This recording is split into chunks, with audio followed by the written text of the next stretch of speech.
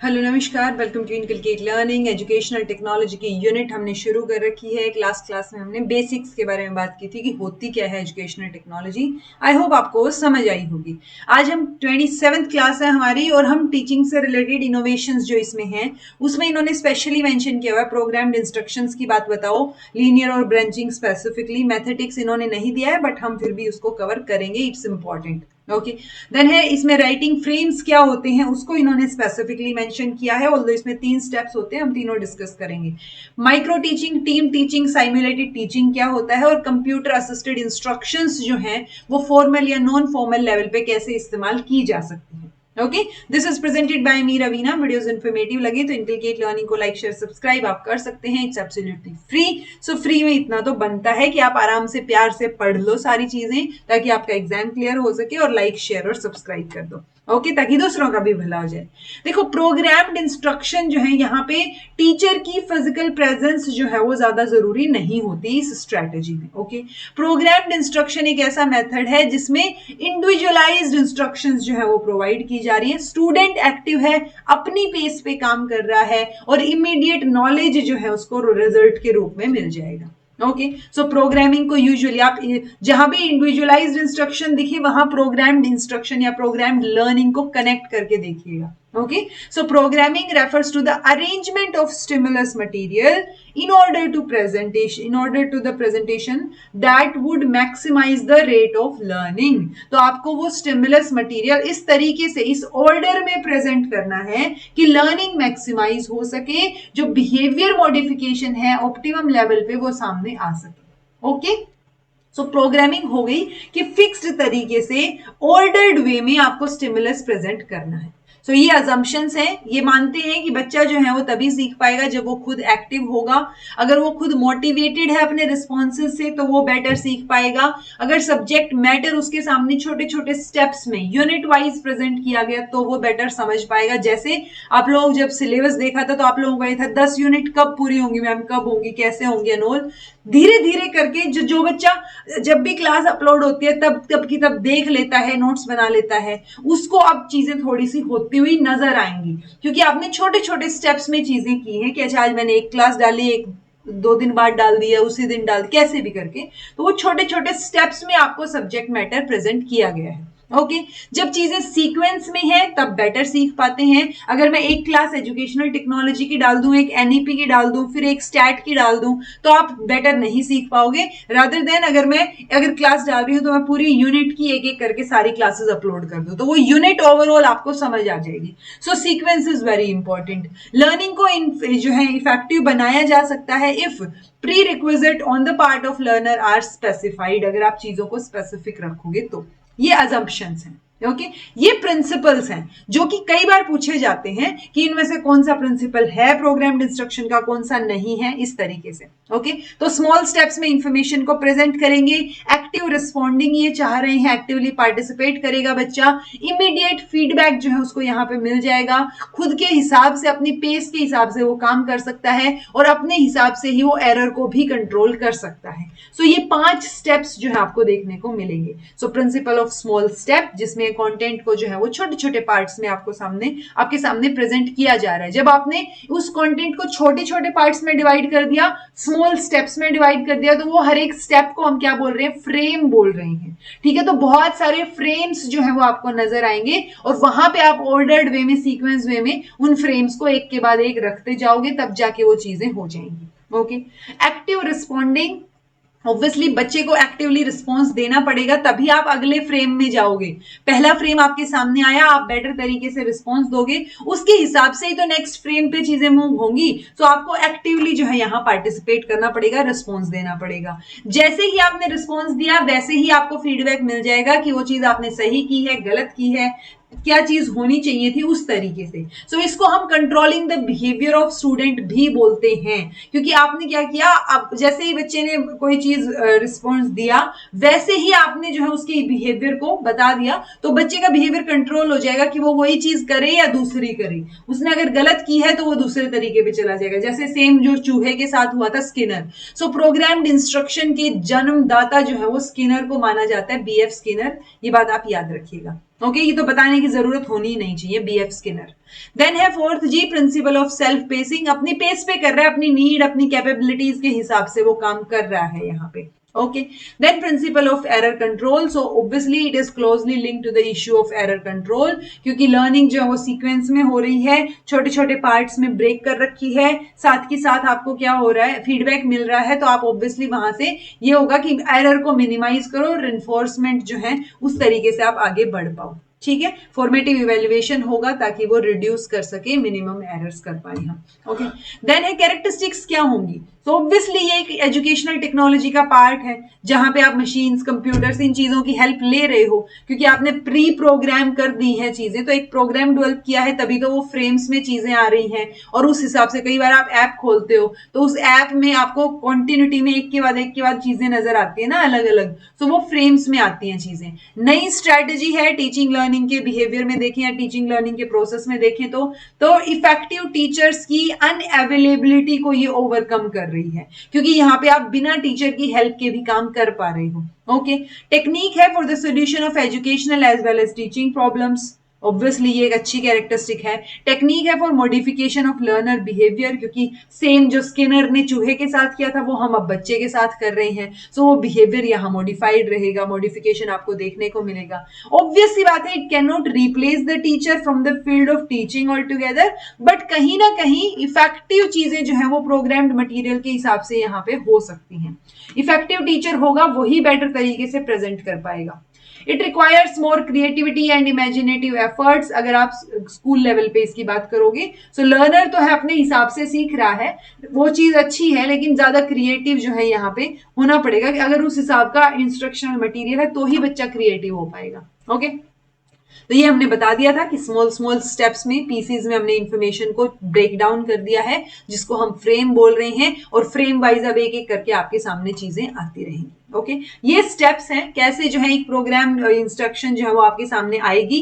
पहले प्रिपरेशन होगी, फिर फ्रेम्स को लिखा जाएगा, और फिर उसको इवेल्युएट किया जाएगा, ट्राई आउट किया जाएगा। ओके, तो पहला स्टेज है प्रिपरेशन स्टेज, जिसको हम प्लानिंग स्टेज भी बोलते हैं। टीचर यहाँ पे टॉपिक को सिलेक्ट करेगा, मेक श्योर कि टीचर को बहुत अच्छे से आती हो वो चीज, फेमिलियर हो वो पूरे के पूरे एरिया से, चीजों से, ठीक है, कैसे जो है उन चीजों को अरेंज करना है वो टीचर को पता हो। तो यहाँ पे ये प्रॉपर प्लानिंग जो है वो चलेगी। ओके, फिर प्लानिंग के हिसाब से आप फ्रेम्स लिखोगे, चीजों को छोटे छोटे पार्ट में डिवाइड करोगे, कैसे स्टिमुलस मिलेगा, कैसे रिस्पॉन्स दिया जाएगा, क्या क्या क्यूज दिए जाएंगे, सो वो सारी चीजें जो है जो हमने स्किनर में पढ़ी हुई हैं, वही चीजें यहाँ पे फ्रेम राइटिंग के दौरान जो है वो आपको देखने को मिलेगी। ओके, फिर हम इवेल्युएट करेंगे, यानी उसको ट्राई आउट करके देखेंगे कि ये चीजें इफेक्टिव है भी या नहीं भी। सो ट्राई आउट की वजह से एक प्रोग्रामर जो है, जो ये प्रोग्राम बना रहा है, या टीचर जो है, उसको आइडिया हो जाता है कि कैसे चीजें वर्कआउट करेंगी। सो आपने ड्राफ्ट रेडी किया, उसको जो है कुछ एक स्मॉल ग्रुप के ऊपर अप्लाई करके देखा, सो उसमें बहुत सारे जो है इवेल्युएशन क्राइटेरियाज आ जाते हैं। जैसे आप देखें 90-90 स्टैंडर्ड, तो आपने एक स्मॉल ग्रुप के ऊपर वो चीज ट्राई करके देखी, सो 90-90 स्टैंडर्ड में आप करके देखो कि क्या 90% of the students are able to answer the 90% या फिर उससे ज्यादा फ्रेम्स, क्योंकि आपने जो फ्रेम्स प्रेजेंट किए हैं, हर एक बच्चा हर एक फ्रेम तो शायद ठीक ना कर पाए, लेकिन क्या 90% ऑफ स्टूडेंट्स 90% या उससे ज्यादा फ्रेम्स पे सही जा पा रहे हैं, आंसर कर पा रहे हैं। सो वो चीजें आप देखोगे, कि फिर कॉस्ट एस्टिमेट करोगे, देन आप स्टूडेंट का एटीट्यूड ऑब्जर्व करोगे। सो वो सारी चीजें आप ट्राई आउट करके देखोगे, पहले छोटे ग्रुप पे, फिर बड़े ग्रुप पे, और एक फिर major try out. Okay, 3 styles यहाँ प्रोग्रामिंग में हम लेके चलते हैं, लीनियर स्टाइल, ब्रांचिंग स्टाइल और मैथेटिक स्टाइल। अच्छा, लीनियर और ब्रांचिंग की जब बात आती है, तो इनमें से एक को इंट्रिंसिक और एक को एक्सट्रिंसिक भी बोला जाता है, वो आप मुझे बताइएगा।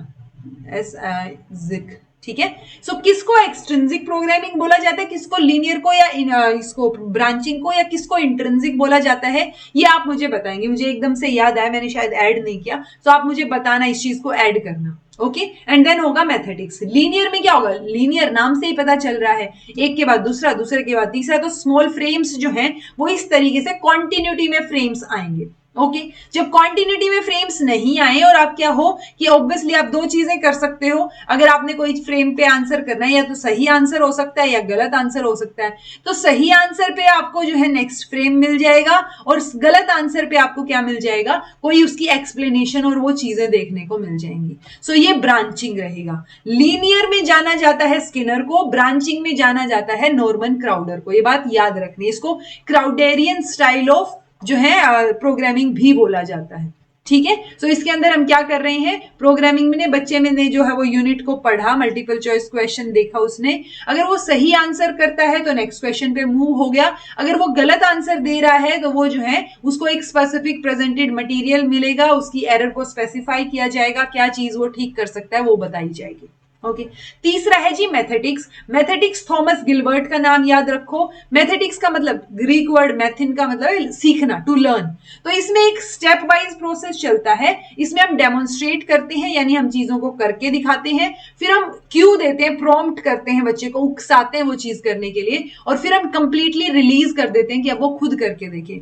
हमारे टीचर ने एक बार इसका एग्जाम्पल दिया था बहुत अच्छा सा, 25x25। आपने पहले डेमोन्स्ट्रेट करके बताया कि अच्छा 5 5 25, 5 दूनी 10, तो ये क्या हो गया 10 और 2 12, देन 5 दूनी 10 और 5, देन ये 5 2 और ये 6। सो पहले हमने ये पूरा डेमोन्स्ट्रेट करके दिखाया कैसे होएगी वो चीज। देन हमने क्या किया, ये चीज हटा दी और इतना पोर्शन दे दिया और अब उसको करने को बोला, फिर हमने ये पोर्शन हटा दिया और अब उसको मल्टीप्लाई करने को बोला, और फिर हमने रिलीज कर दिया पूरा क्वेश्चन एज इट इज, उसको पकड़ा दिया कि अब वो करके देखे। सो डेमोन्स्ट्रेट, प्रॉम्प्ट, रिलीज किससे रिलेटेड है, मैथेटिक्स से रिलेटेड है, क्वेश्चन आता है इससे बार बार। थॉमस गिलबर्ट का नाम याद रखना है, क्राउडर का रखना है और स्किनर का नाम भी याद रखना है। ठीक है जी।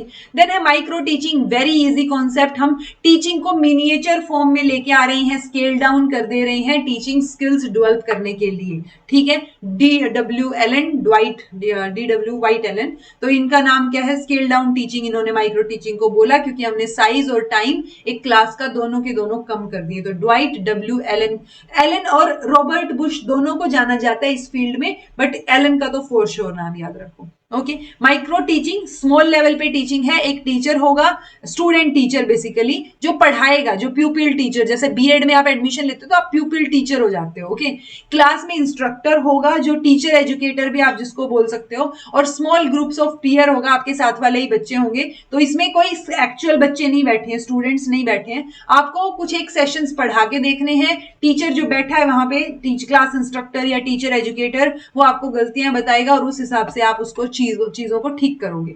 तो ये टीचिंग स्किल्स को इंप्रूव करने के लिए यूज किया जाता है।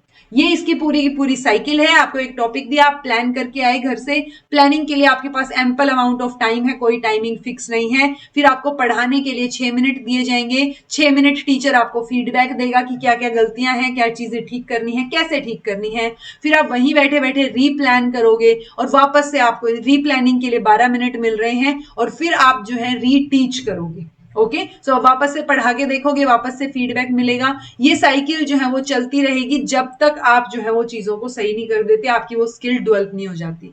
तो ये 6 स्टेप है माइक्रो टीचिंग में। एनसीईआरटी के अकॉर्डिंग ये टीचिंग की साइकिल 36 मिनट की रहेगी, जिसमें रीप्लानिंग 12 मिनट का है और प्लानिंग का कोई पर्टिकुलर टाइम स्पेसिफाइड नहीं है। तो ये आपको मिनट्स जो है वो याद हो, ये साइकिल आपको याद हो।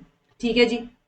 मैक्रो टीचिंग छोटे लेवल पे नहीं है, बड़े लेवल पे है, थोड़ी सी ज्यादा बच्चे हैं, 20 से 25 मिनट से ज्यादा टाइम आप ले रहे हो, लार्ज ग्रुप है, तो यूजुअली जो अपने टीचर्स पढ़ा के जाते हैं क्लास में, that is macro teaching. Okay team teaching, जहां पे एक या उससे ज्यादा टीचर, एक से ज्यादा, एक नहीं 2 या उससे ज्यादा टीचर्स, यूजुअली 2 को ही लेके चलते हैं, बट 2 से ज्यादा टीचर्स जब आपको पढ़ाते हैं, ऑब्वियसली उनको साथ में चीजों को प्लान करना पड़ेगा, कोलैबोरेट करना पड़ेगा, चीजों को डिलीवर करना पड़ेगा। अगर मैं अकेली पढ़ा रही हूं तो मैं अपने हिसाब से चीजों को प्लान कर लूंगी, अपने टाइम के हिसाब से मैनेज कर लूंगी, बट टीम टीचिंग अच्छी भी है, रिस्पॉन्सिबिलिटी शेयर हो रही है, लेकिन वो कोलैबोरेशन के लिए आपको एक्स्ट्रा एफर्ट्स लगेंगी, और साथ में जाके पढ़ाना, दोनों को अपने अपने फील्ड में दोनों टीचर बेस्ट हैं, तो ये भी ना हो कि कहीं एक टीचर दूसरे को नीचा दिखा दे, कुछ गड़बड़ हो जाए। सो वो पॉइंट्स रहते हैं, कई बार कंपैरिजन भी आ जाता है कि किसने अच्छा पढ़ाया, सो वो चीज ना देख के अपने अपने फील्ड में जो बेस्ट हैं वो साथ में मिलके पढ़ा रहे हैं, so that is team teaching.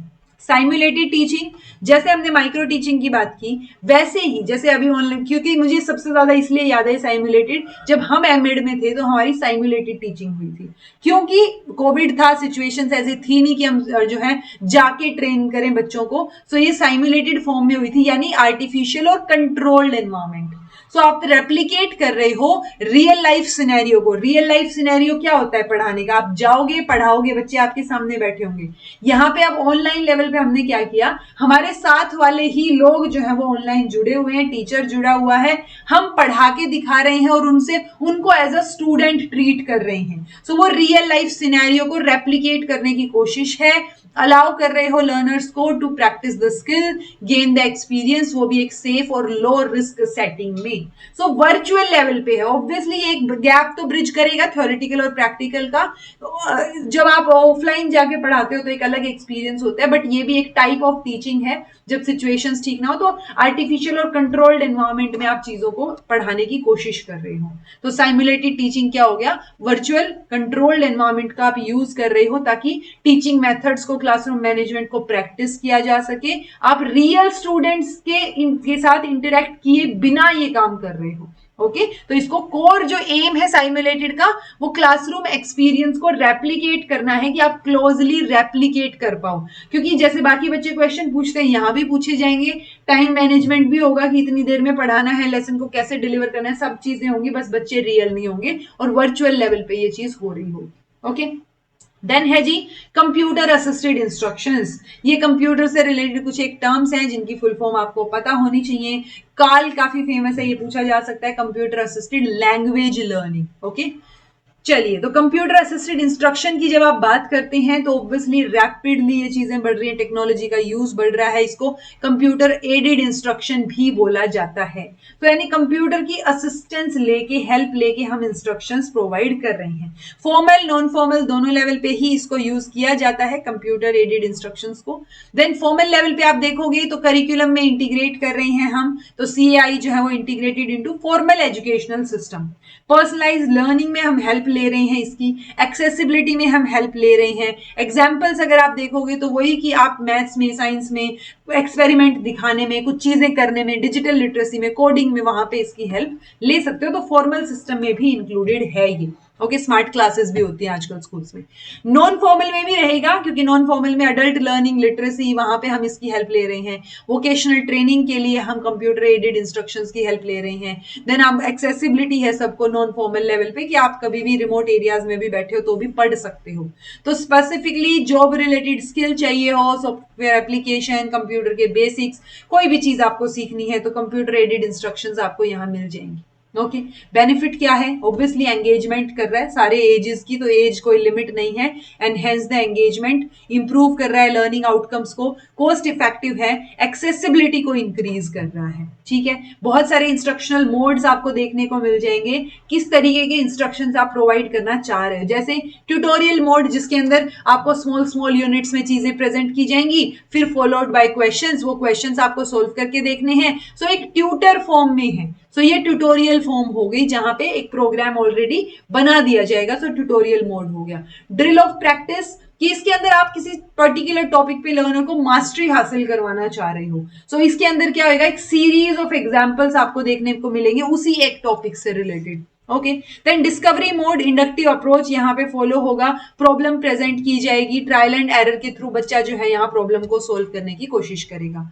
Gaming mode हो सकता है, ऑब्वियसली इंस्ट्रक्शनल या नॉन इंस्ट्रक्शनल दोनों ही हो सकता है, बट रिक्रिएशनल है, जिसमें आप गेम्स के थ्रू बच्चों को चीजें सिखाने की कोशिश कर रहे हो। सो यंग बच्चों के लिए ये गेमिफिकेशन या गेमिंग मोड जो है वो काफी हेल्पफुल देखने को मिला है। ओके साइमुलेशन मोड हो सकता है, जैसे हमने अभी बात की, तो इसमें रिस्क इन्वॉल्व नहीं होगा, रियलिस्टिक प्रैक्टिस आप नहीं कर, मतलब इट्स लाइक आप रियल सिचुएशंस में नहीं कर रहे हो, सो वो आपको जो है वर्चुअल लेवल पे आप चीजें करके देख रहे हो। प्रॉब्लम सॉल्विंग मोड जिसमें प्रॉब्लम प्रेजेंट की जाएगी आपके सामने, इंक्वायरी मोड हो सकता है। तो ये इंक्वायरी मोड जो है वो भी एक सीआई एप्लीकेशन में ही एक मोड माना जाएगा जिसके अंदर हम इंक्वायर करते हैं with answers it has stored कि क्या क्या आंसर्स हो सकते हैं, कैसे जो है चीजें रहेंगी। So in this mode instructional staff जो है वो बहुत सारी चीजें सीखेगा कि कैसे सिस्टम को ऑपरेट करना है। ऑथर मोड में आप उस सेंस में हो कि आप वो चीज बना रहे हो, आप वो जो है फिल इन द ब्लैंक्स दे रहे हो, चीजें दे रहे हो, इंस्ट्रक्शन सेट कर रहे हो, तो वो ऑथर मोड में आ जाएगा। लोगो ये एक सिंपल प्रोग्रामिंग लैंग्वेज है जो बच्चों को सिखाई जा सकती है। ये प्रोग्रामिंग जो है वो इंस्ट्रक्शंस प्रोवाइड करेगी जिनको आप पिक्चर जो है प्रोड्यूस करने के लिए यूज कर सकते हो स्क्रीन के ऊपर। ठीक है, तो जो लोगो सीख लेते हैं उनको अपने प्रोग्राम्स जो है जैसे फ्लावर कैसे ड्रॉ करना है, फेसेस कैसे ड्रॉ करने हैं, तो वो स्क्रीन पे करने बच्चों को आ जाते हैं। ओके, लिमिटेशंस डेफिनेटली रहेंगी, एक्सपर्ट की जरूरत पड़ेगी, कंप्यूटर इंजीनियर की जरूरत पड़ेगी, हमें लेसन राइटर की जरूरत पड़ेगी कि कैसे चीजें रहेंगी, सिस्टम ऑपरेटर की जरूरत पड़ेगी कि अगर कोई दिक्कत हो गई है तो कैसे वो ठीक होएगा। ठीक है, कंप्यूटर फेल भी हो सकता है कि, और दूसरा कंप्यूटर फेलियर में वो इमोशंस नहीं आते। ठीक है, तो वो इमोशंस को अप्रिशिएट नहीं करेगा कंप्यूटर, वो अपने जो पूरा एक ही टोन है उसमें चलता रहेगा। ठीक है, और ऑब्वियसली बात है कंप्यूटर जो है सीआई जो प्रोग्राम्स हैं वो इन देमसेल्फ सोल्व साइकोलॉजिकल या एजुकेशनल प्रॉब्लम वो खुद सोल्व नहीं करते, उसके लिए भी तो ह्यूमन चाहिए ना, आपको लेसन राइटर चाहिए, राइट। सो एसेंशियल फीचर्स जो है, कई बार लैंग्वेज कॉम्पिटेंसी नहीं हो पाती है, सो वो चीजें गड़बड़ा जाती हैं। सो इट्स लाइक कंप्यूटर जो है वो ह्यूमन बीइंग की जगह तो नहीं ले सकता। ओके, सो वो सारी चीजें यहाँ पे मेंशन है। पेरिफेरल इक्विपमेंट्स जो है वो भी क्या है, रेस्ट्रिक्शन प्रोवाइड कर देते हैं, रेस्ट्रिक्टेड एनवायरमेंट बच्चे के सामने क्रिएट कर देते हैं। ठीक है जी, सो ये आपका जो है वो इनोवेशन से रिलेटेड हो गया। 2 क्लासेस हो गई आपकी एजुकेशनल टेक्नोलॉजी की, 2 बचती हैं। एक में आई थिंक एमर्जिंग ट्रेंड्स की हम बात करेंगे और एक में हम ये इंटरेक्शन सिस्टम्स की बात करेंगे। सो क्लास नंबर 28 और 29 और हमारी एजुकेशनल टेक्नोलॉजी जो है वो फिनिश हो जाएगी। ठीक है जी, so this was all about today. Thank you so much for watching. Be happy, keep smiling, subscribe to inculcate Learning because it is absolutely free. Be consistent in your efforts, take care, see you in next class.